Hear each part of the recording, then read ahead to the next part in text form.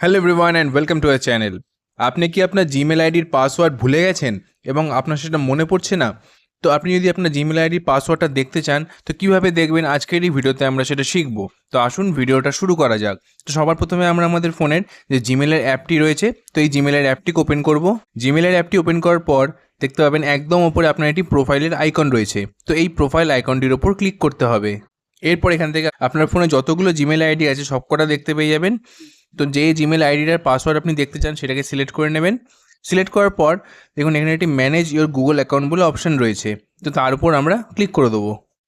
তো এরপর দেখবেন একটি সিকিউরিটি অ্যান্ড সাইন ইন বলে অপশান রয়েছে, তো এই সিকিউরিটি অ্যান্ড সাইন ইন অপশানের উপর আমরা ক্লিক করে দেবো।